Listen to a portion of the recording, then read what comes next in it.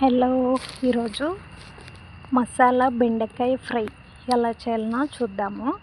ఇలా ఫ్రై చేసుకుంటే ఏం సాంబార్ అవసరం లేదు, ఏం రసం ఏం అవసరం లేదు. ఇలాగే అన్నంలో కలుపుకొని తింటే చాలా బాగుంటుంది. తప్పకుండా ట్రై చేయండి. చిన్న చిన్న బెండకాయలను బాగా కడిగేసి ఆ సైడ్ ఈ సైడ్ కట్ చేసి ఇలా సెంటర్కు అన్నిటికీ ఇలా సెంటర్కి కట్ చేసి పెట్టుకోవాలా.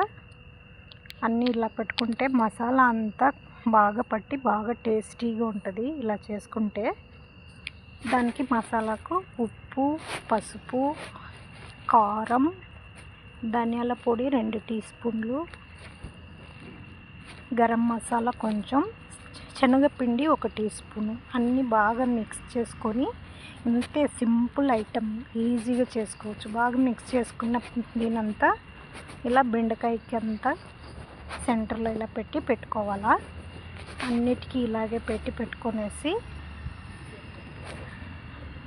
బాగా మసాలా అంతా బాగా పడుతుంది. ఇలా చేస్తే చాలా టేస్టీగా ఉంటుంది. తప్పకుండా ట్రై చేయండి. అన్నిటికీ ఇలాగే పెట్టుకున్న తర్వాత ఇప్పుడు ఒక ప్యాన్ పెట్టేసుకొని ప్యాన్లో ఒక 2 టేబుల్ స్పూన్ ఆయిల్ చాలు. ఆయిల్ కూడా ఎక్కువ అవసరం లేదు. జీలకర్ర, ఆవాలు మాత్రం వేసేసి కొంచెం ఒక హాఫ్ ఆనియన్, కరివేపాకు అంతే, వేరేం అవసరం లేదు. మసాలా పెట్టుకున్న బెండకాయలన్నీ వేసేసి స్లోలోనే చేసుకోవాలా, ఎందుకంటే మాడిపోతే టేస్ట్ ఉండదు. అన్నీ ఇలా పెట్టేసుకొని సెంటర్లో అప్పుడప్పుడు కలపెట్టుకుంటూ ఉండాలా. ఒక 15-20 మినిట్స్లోనే ఈజీగా అయిపోతుంది.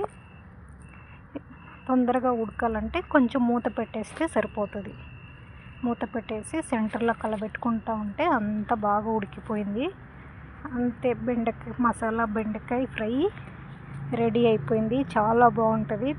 తప్పకుండా ట్రై చేయండి. ఈ వీడియో నచ్చినట్టయితే లైక్ చేయండి, షేర్ చేయండి.